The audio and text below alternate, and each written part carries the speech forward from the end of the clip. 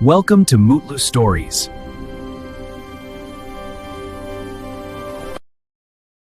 అనగనగా ఒక గ్రామంలో ఒకప్పుడు రత్నాకరుడు అనే ఓ చిన్న బాలుడు ఉండేవాడు. అతను తన అమ్మా నాన్నలతో కలిసి ఆనందంగా జీవించేవాడు. రత్నాకరుడికి ఒక ప్రత్యేకమైన అలవాటు ఉంది. ఖాళీ సమయాల్లో రంగురంగుల రాళ్లు సేకరించడం అతనికి చాలా ఇష్టం. ఒకరోజు సెలవు రోజు ఎప్పటిలానే రాళ్లు వెతుక్కుంటూ బయటకు వెళ్ళాడు. అలా వెళ్తూ వెళ్తూ ఒక అడవి దగ్గరకు చేరుకున్నాడు. అప్పటికే ఆకాశం మబ్బులతో నిండిపోయింది. వర్షం జలజలా కురుస్తోంది. అప్పుడే ఒక అద్భుతమైన ఎర్రని రాయి మెరుస్తూ కనిపించింది. రత్నాకరుడు ఆశ్చర్యంగా దాన్ని చేతిలోకి తీసుకున్నాడు. వర్షంతో వణుకుతూ మనసులో అనుకున్నాడు, ఈ వర్షం ఆగిపోతే ఎంత బావుంటుంది. అంతే, ఆశ్చర్యం! వెంటనే వర్షం ఆగిపోయింది. రత్నాకరుడు ఆశ్చర్యపోయాడు. ఇది మామూలు రాయి కాదు అనుకున్నాడు. మళ్లీ పరీక్షించడానికి రాయిని కింద పెట్టి మళ్లీ వర్షం పడాలి అనుకున్నాడు. కాని ఈసారి ఏమీ జరగలేదు. మళ్లీ రాయిని చేతిలోకి తీసుకుని అదే కోరిక కోరగానే ఉరుములు మెరుపులతో వర్షం మొదలైంది. ఆహా, ఇది మాయారత్నం అని ఆనందంతో ఎగిరిపోయాడు. ఇక అతని కోరికలు ఆగలేదు. వర్షంశం ఆగాలి, ఆగిపోయింది. పండ్లు కావాలి, వెంటనే వచ్చాయి. రత్నాకరుడు ఎంతో సంతోషపడ్డాడు. ఈ వార్తను అమ్మా నాన్నలకు చెప్పాలని ఇంటి దారి పట్టాడు. కాని కొంత దూరం వెళ్ళగానే ఒక భారీ సింహం గర్జన వినిపించింది. సింహాన్ని చూసి రత్నాకరుడు భయంతో వణికిపోయాడు.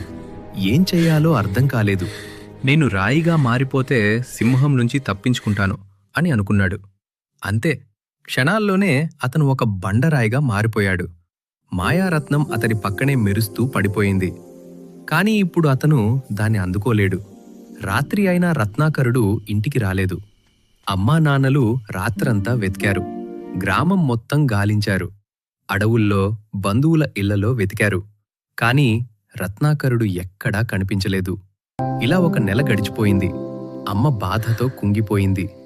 ఒకరోజు ఆమె మనసు మార్చేందుకు ఆమె భర్త ఆమెను బయటికి తీసుకెళ్లాడు. వాళ్లు వెళ్ళింది రత్నాకరుడు బండరాయిగా ఉన్న ప్రదేశానికి. వాళ్ళక్కడ కూర్చుని తినడం మొదలుపెట్టారు. అప్పుడే రత్నాకరుడి నాన్నకు ఒక మెరుస్తున్న రాయి కనిపించింది. మన రత్నాకరుడికి ఈ రాళ్లు ఎంత ఇష్టమో అని ఆ రాయిని తన భార్యకి ఇచ్చాడు. ఆమె మౌనంగా ఆ రాయిని బండరాయి మీద పెట్టింది. కన్నీళ్లు పెట్టుకుంటూ చెప్పింది, ఇప్పుడైనా మనతో రత్నాకరుడుంటే ఎంత బావుండేది. అది విని బండరాయిగా ఉన్న రత్నాకరుడు మనసులో అరవడం మొదలుపెట్టాడు. అమ్మా, నేనిక్కడే ఉన్నాను. కాని ఆ శబ్దం బయటకు రాలేదు. అప్పుడు అతను మరో కోరిక కోరాడు. మళ్లీ మనిషిగా మారితే బావుంటుంది. అంతే, క్షణాల్లోనే అతను మామూలు బాలుడిగా మారిపోయాడు. అమ్మా నాన్నలు ఆనందంతో అతన్ని కౌగిలించుకున్నారు. అందరూ సంతోషంతో కన్నీళ్లు పెట్టుకున్నారు. రత్నాకరుడు జరిగిన సంగతి మొత్తం చెప్పాడు. అప్పుడు వాళ్ళు మాయారత్నాన్ని చేతిలోకి తీసుకుని ప్రకృతి తన పని తాను చేసుకోవాలి అని కోరారు. తర్వాత ఆ రత్నాన్ని లోయలోకి విసిరేశారు. రత్నాకరుడికి తన తండ్రి చెప్పాడు, మాయలతో జీవితం సురక్షితం కాదు. వాటిని సరిగ్గా వాడకపోతే ప్రమాదమే. అమ్మ కూడా చెప్పింది, మన జీవితాన్ని మనమే జీవించాలి. మాయలు కాదు, మన మంచితనం ముఖ్యం. రత్నాకరుడు తల ఊపాడు. తన తప్పు తెలుసుకున్నాడు. అలా వారు ముగ్గురూ కలిసి ఆనందంగా ఇంటికి వెళ్ళిపోయారు. నీతి: మనం పొందిన శక్తిని జాగ్రత్తగా వాడాలి. లేకపోతే అది మనకే ప్రమాదమవుతుంది. అనగనగా ఒక వెలిగే ఉదయం. చాలా ఆకలితో ఉన్న ఒక నక్క పెద్దగా కిక్కిరిసిన పట్టణం అంచును ఉన్న చిన్న ఇంటి దగ్గర తిరుగుతూ ఉంది. ఆ నక్కకు పెద్ద కళ్ళు ఉన్నాయి. పొట్ట మాత్రం గోలుగుతోంది. అది చుట్టూ తిరుగుతుండగా ఇంటి లోపల ఒక చిన్న బిడ్డ బిగ్గరగా ఏడుస్తున్న శబ్దం వినిపించింది. ఏడవకు బాబూ అని అమ్మ మృదువుగా ప్రేమగా చెప్పింది. లేకపోతే బయట ఉన్న ఆ నక్కకు నిన్నిస్తాను. అది విన్న నక్క చెవులు నిటారుగా లేచాయి. అయ్యో, ఎంత రుచికరమైన భోజనం అని అనుకుంది. అది వెంటనే పెద్ద కిటికీ కింద దాక్కొని ఆహారం కోసం వేచి ఉండసాగింది. కాని బిడ్డడ్డ ఎంత ఏడ్చినా ఎవరూ అతన్ని నక్కకు ఇవ్వలేదు. నక్క ఎదురుచూస్తూనే ఉంది. దాని పొట్ట మరింత గోనుగుతూ ఉంది. సూర్యుడు అస్తమించడానికి ప్రారంభించాడు. ఆకాశం నారింజ, గులాబీ రంగులతో మెరిసింది. అప్పుడు అమ్మ తన బిడ్డను తీసుకొని మళ్లీ కిటికీ దగ్గరకు వచ్చింది. ఈసారి ఆమె బిడ్డను దగ్గరగా కౌగిలించుకుని మెల్లగా ఒక జోలపాట పాడింది. బాగా నిద్రపో, భయపడకు, నక్క కరవదు, నాన్న దగ్గర్లోనే ఉన్నాడు, వెంటనే దాన్ని తరిమేస్తాడు. అప్పుడే నాన్న కిటికీ దగ్గరగా నడిచాడు. నక్క భయంతో వెంటనే పరుగెత్తింది. కుక్కల మురుగులు వినిపించటంతో అది ఎంత వేగంగా పరిగెత్తగలదో అంత వేగంగా అక్కడ్నుంచి పారిపోయింది. అనగనగా ఒక ప్రశాంతమైన భవిష్యత్తు నగరంలో టింటూ అనే చిన్న యంత్రం ఉండేది. టింటూ ఇతర యంత్రాల్లా కాదు. అవి రోజంతా పనిచేస్తుండగా టింటూ మాత్రం మనుషులను గమనించడం, వారి భావాలను అర్థం చేసుకోవడం ఇష్టపడేది. ఒకరోజు శుభ్రం చేస్తూ ఉండగా టింటుకు ఒక చిన్న వెలిగే కాంతి కనిపించింది. ఆ కాంతి మెల్లగా చెప్పింది, హలో, నా పేరు లూమి, నా శక్తి తగ్గిపోతోంది. టింటూ ఆశ్చర్యపోయింది. ఇంత మృదువైన స్వరం అది ఎప్పుడూ వినలేదు. భయపడకు, నేను నీకు సహాయం చేస్తాను అని టింటూ చెప్పింది. లూమిని రక్షించటానికి టింటూ నగరం మొత్తం వెతికింది. పెద్ద యంత్రాలను అడిగింది, తెలివైన కంప్యూటర్లను అడిగింది, ఫ్యాక్టరీ రోబోలను కూడా అడిగింది. కాని వాళ్ళు ఒక కాంతి పోయినా ఇంకోటి వస్తుంది అని చెప్పారు. కాని టింటూ అలా అనుకోలేదు. ఒక రాత్రి భారీ వర్షం మొదలైంది. టింటు శక్తి తగ్గిపోతోంది. లూమి వెలుగు కూడా మస్కబారుతోంది. ఇది నా చివరే ఉండొచ్చు అని లూమి మెల్లగా చెప్పింది. అప్పుడు టింటులో ఒక కొత్త భావన కలిగింది, వేదన.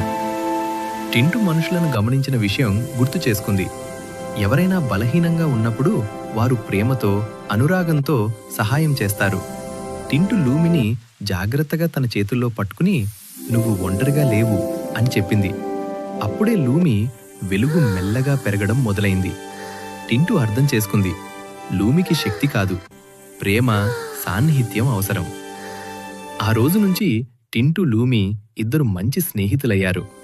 టింటు ఇక పని మాత్రమే కాదు, భావాలను కూడా అర్థం చేసుకుంది. లూమి వెలుగు గదులను మాత్రమే కాదు, మనసులను కూడా వెలిగించింది. ఇతర రోబోలు కూడా ఈ మార్పును గమనించి నేర్చుకోవడం ప్రారంభించాయి. అలా ఆ నగరం మారింది. యంత్రాల నగరంగా కాకుండా ప్రేమ, స్నేహం నిండిన ప్రపంచంగా మారింది. అనగనగా చిలకలపాలెం అనే గ్రామంలో రామయ్య, కృష్ణయ్య అనే అన్నదమ్ములు ఉండేవారు. ఒకరంటే ఒకరికి ఎంతో ప్రేమ. చిన్నప్పట్నుంచి కలిసి పెరిగి ఎప్పుడూ విడిపోనివారు. కాలక్రమేణా ఇద్దరికీ పెళ్లిళ్లయ్యాయి. తల్లిదండ్రులు మరణించిన తర్వాత కొన్ని పరిస్థితుల వల్ల ఇష్టం లేకపోయినా వేర్వేరు ఇళ్లలో నివసించాల్సి వచ్చింది. ఉన్న పొలాన్ని చెరిసగం పంచుకుని వ్యవసాయం చేయసాగారు. కృష్ణయ్య తన అన్నయ్యపై ఎంతో ప్రేమతో ఉండేవాడు.